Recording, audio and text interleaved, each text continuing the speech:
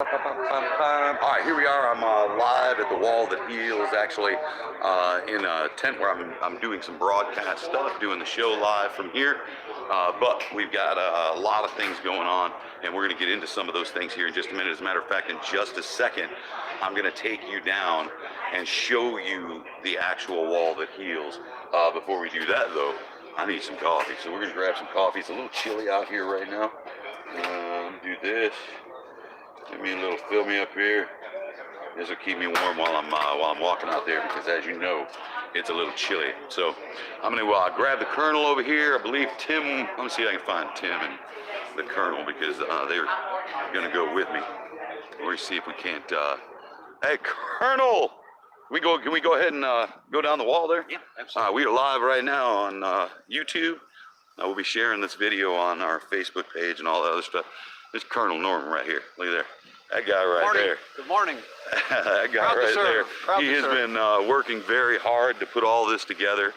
He's done a fantastic job. And I want to, just before we go in, I want to show you the arch. Yeah, get this thing to turn around for me. I'm new on this one, but here we go. Oh, I think I got it. There we go. There's the arch. And the arch is actually going to be permanent here, is what you were telling me, Colonel. Yeah, this is a festival grounds, and as we go through here, what this eventually will be is a festival center. Mm-hmm. The electric grid they're going to put in here, which they held up doing, so that we could finish the leveling here and get this in place. When the wall leaves, they'll take out all this asphalt we put in here, and they'll stand this place up with what eventually will be a tent city for all the various festival type activities going to take place in the city of Huntsville here. It's a great place. It is a great place. Do you mind? Can we go ahead and walk the wall? I just want to take a look real quick. How are you, sir? I'm good, and you? Very good. We've got folks here that are on site, ready to assist anybody that wants to come through here. And again, they are open. They are open around the clock. They're here. What do we have here? What am I looking at there, Colonel? If you take a look at this table here, this is called the Missing Man Table, and we set this up in honor of the MIA and POWs throughout all the time that we are missing our prisoner of wars. Of course, right now we still have over 1,500 folks that are missing. And so this is in their honor. And Arlen Busk, he's one of our leads here. He actually built this for this event. And it's not something you don't sit down there. It's always done at any kind of white glove event that you might have, kind of a celebration. They'll always have one of these tables there to remind folks about all those that are still unaccounted for or POWs. And we have quite a few of those, as you mentioned. Do you mind if let's take a walk here real quick? And as you can see, there are some areas that are still a little wet. That is expected to all dissipate here shortly. It shouldn't be here that long. But I'll tell you, we've got, as the Colonel mentioned, we've got about 1,000 school kids that are going to be coming through here. In fact, I just received a text message just a few minutes ago from one of my friends that's a teacher, and they asked if I was going to be down here when their school came, and I said yes, I was. So, and it starts right down here, as you can see, and that thing runs all the way. How many names do we have on the wall total? There's 58,813 names on the wall. And the way the wall starts, the apex, that's called the east side and west side. There's two wings to this. The wall's 375 feet long. So at the apex to the right, the numbers start by day as those individuals gave their lives. They're on the wall in the sequence with the brothers and sisters. Oh, wow. And so you start with the first ones back in the 50s, all the way down to the 8 inches over on the east side here. And then it restarts right here to our left. Yeah, Zig, let me call you back 1 second. I'm on air right now. And from here, you go all the way back to the apex to the wall again, and you have the first and the last. Wow, that's this is an impressive sight. And you say this is a 3/4 replica? Is that what you said? Yeah, this is 3/4 size. It's brand new this year, of the monument in Washington, D.C. It's 7.5 feet tall at the center. And typically you could set this up exactly the way it is in Washington, east and west, with the Capitol building and the White House on either end. Now ours is set up here. Right behind us is the Marine Corps barracks back there. Yeah. And when we first came out here, I didn't realize that, and I thought, my gosh, look what God's done to us. You know, what a perfect setting. And I'll give you one more thing to add to that. That's K Battery right there. Those are the folks that I work with on Toys for Tots. And 2 weeks from yesterday, I'll be working with them collecting bikes for kids. So, I mean, this is all, it's kind of full circle. The whole thing is just kind of, it's amazing how that works. And you're right, God is, I think God has put us all in this position right now. We're going to go ahead and walk. I'm just going to walk down real quick and go through the wall. We're joined now also by Tim, who you may have heard on the show a few minutes ago that Tim actually travels with the wall and gets an opportunity, and what an incredible honor. And how did, if you don't mind, man, how did you come about that? How did you get this position? I met Jan Scruggs in the building of the Capitol, and he and I ran legislation together for a while. And in 2012, he asked me to come and join him on his team. And in 2013, I came out with the wall, and it's just been an awesome opportunity ever since to travel to over 30 communities every single year and get to see the wall and how each community embraces it a little differently and how they do a wonderful job in hosting it. That's pretty amazing, and what a great gig. So we're gonna just gonna walk down the wall real quick, and Tim's gonna walk with us a little bit. And Timmy, I mean, I know you've got to have thousands of different stories and interactions that you've had with people over the years. How many years have you actually been doing it? I've actually been out with the Wall That Heals since 2012. Okay. And got to meet incredible people and have them tell me stories about their loved ones and everything else. And it never ceases to amaze me. I say to everyone, I'm a student of the wall. I'm still learning about it, still meeting people. You know, I met a family member the other day who we were talking about one of the generals on the wall, and they said Audie Murphy's first award for valor was because he saved General Ware's life in World War II. Wow. General Ware, of course, is one of the Medal of Honor recipients on the wall, but he didn't receive the Medal of Honor in Vietnam. He received it in World War II, but he was killed in Vietnam, one of the 8 flag officers that were killed. Wow. And so just yesterday, I mean, I learned something else about the wall. So it's always just incredible to see. You know, and after all these years, and you're traveling with the wall so many times and so many days throughout the year, you can still hear the emotion in your voice. Oh, absolutely. I don't think you can't spend any time around it without hearing the laughter and the tears and the sorrow, the pain, and hearing that. One of my favorite questions to ask anybody who's related to someone on the wall, if it's their brother or their cousin, is like, what's your favorite story about them? Right. What's your favorite story? And I think that hearing those gives you some depth that you can't possibly imagine. Right. I think, Mojo, what you're getting to see here on the wall today is one of the magical things. The wall in Washington, D.C. was made out of black granite, as this is made out of synthetic black granite. And when wet, the wall literally disappears. And so you can see there on panel 34 that the wall's letters literally disappear, and then they come back in this mottled fashion. It almost looks like camouflage. As that dries throughout the day, that'll come back. We, of course, can't do rubbings on it right now. But once it dries out, we can start to do rub-ins. So, and there's no rhyme or reason why 33 totally dried and 34 didn't dry partially. It's just one of the magics of the wall. Next storm, it'll be something totally different. So it's a neat thing to see how that works. Of course, here we're coming up on one of the more famous panels on the wall. Panel 23 West is one of our most visited panels because panel 23 West has some pretty heroic names on it. Jimmy Stewart's son is on panel 23 West. He was a young first lieutenant, who was out on a deployment in Vietnam. And then the youngest person is on the wall. So we'll come down here to 23 West.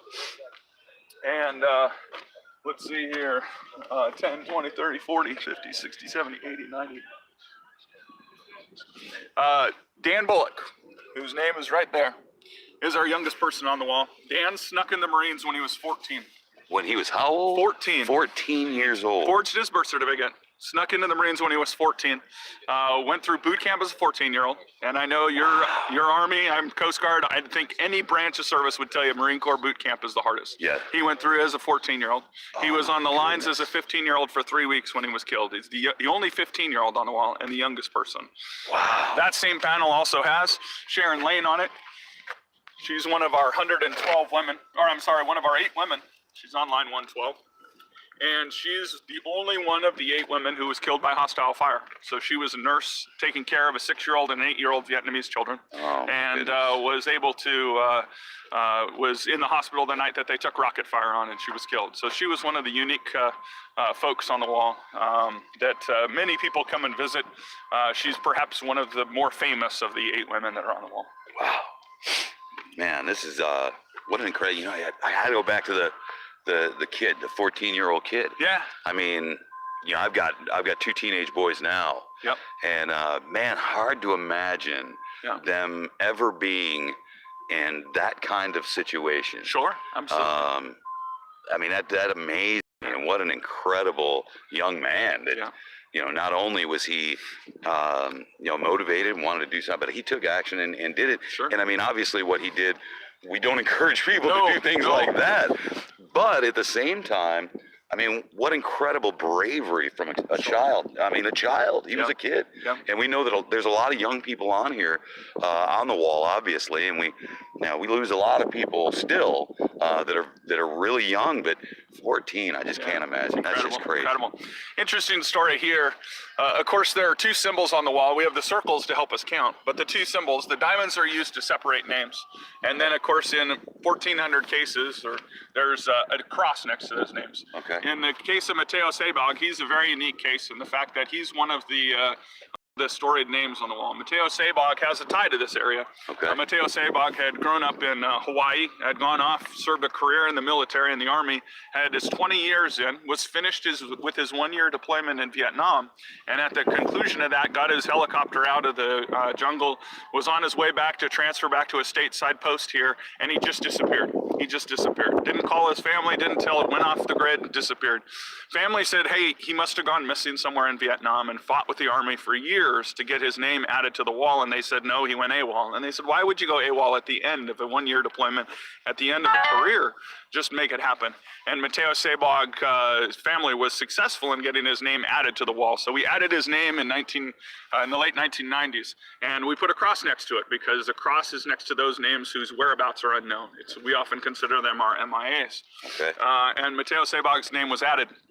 In about 2002, Mateo Sabag showed up for a Social Security benefits office in northern Georgia. What? And he said, I'd like to have my Social Security benefits. And they said, you can't have them. And they said, why not? And he said, because you're dead.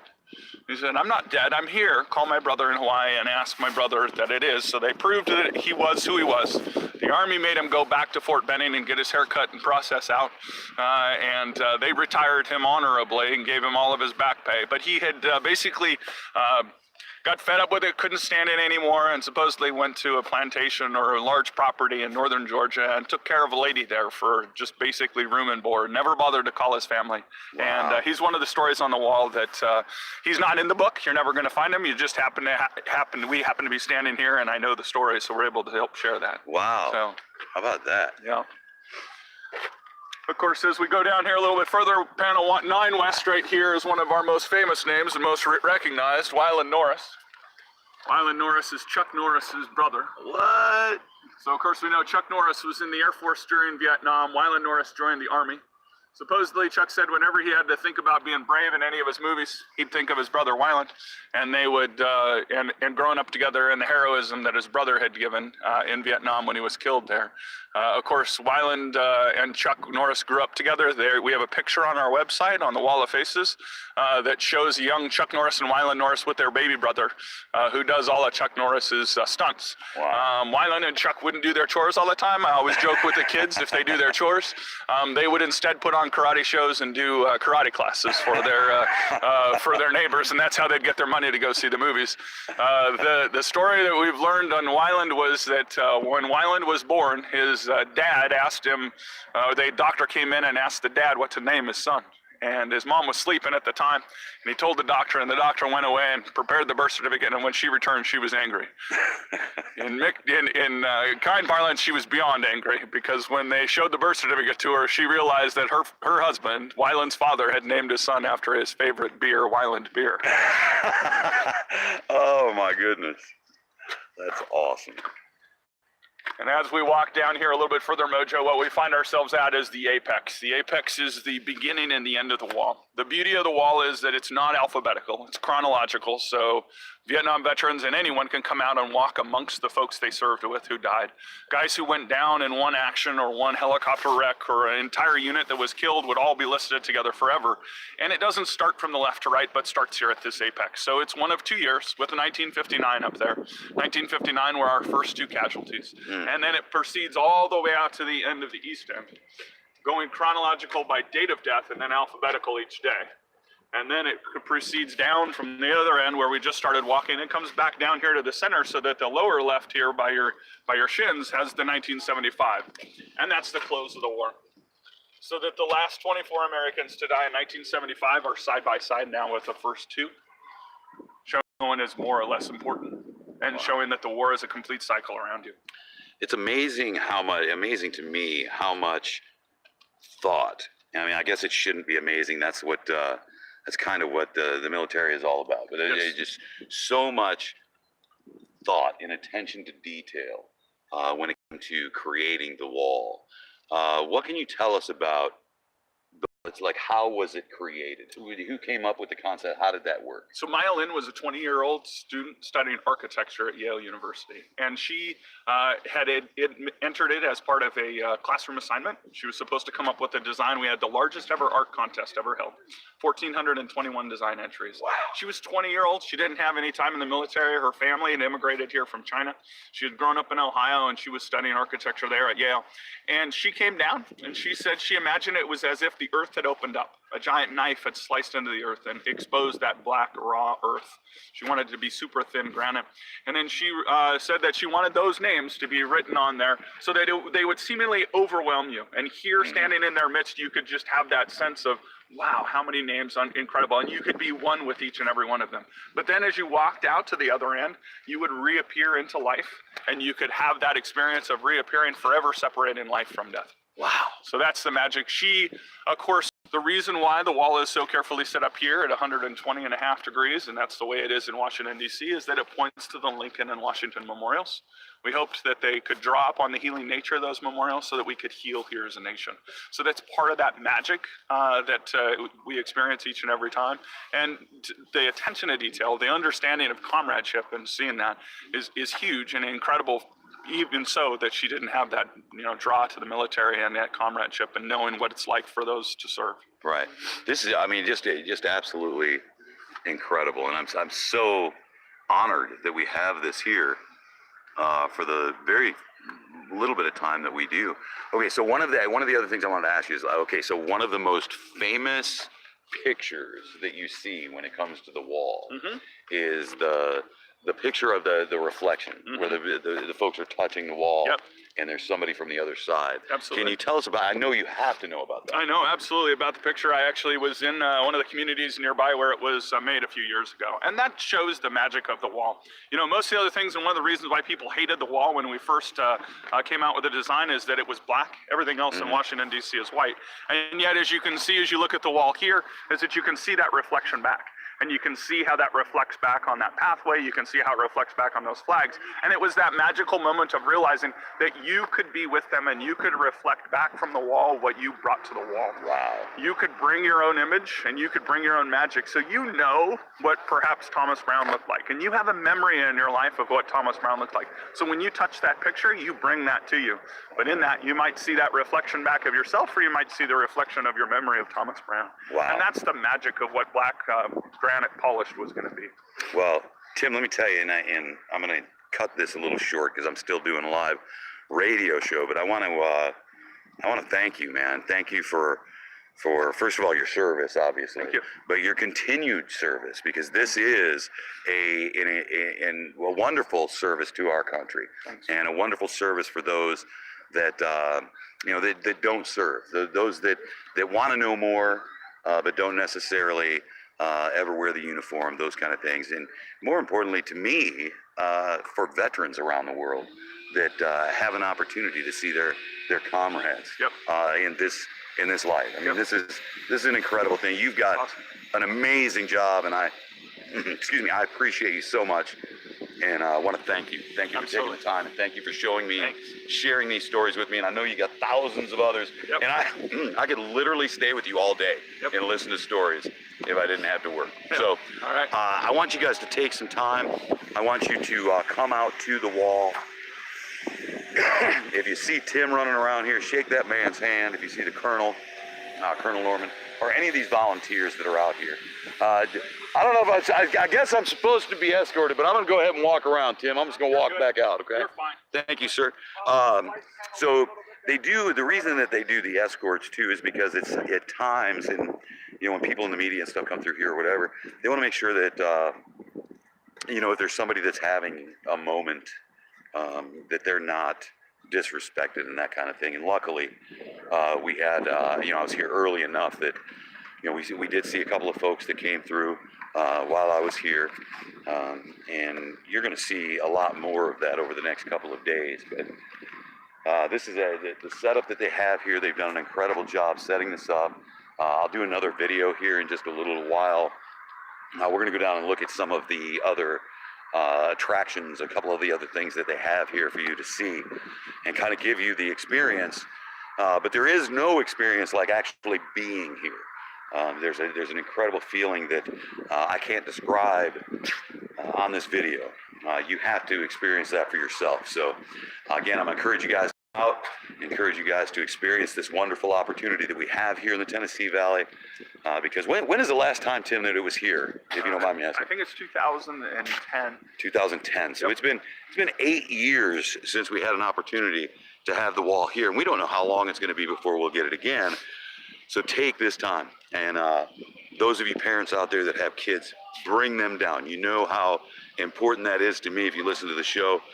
Learning lessons, teaching our kids different things when we have those opportunities. This is one of those opportunities that we can really show and really make a difference in our young people's lives. So I'm going to turn this around. We're going to close it out with a picture of these flags right here. One of my favorite things in all the world. All right, it's the Mojo Radio Show. I appreciate you guys joining us.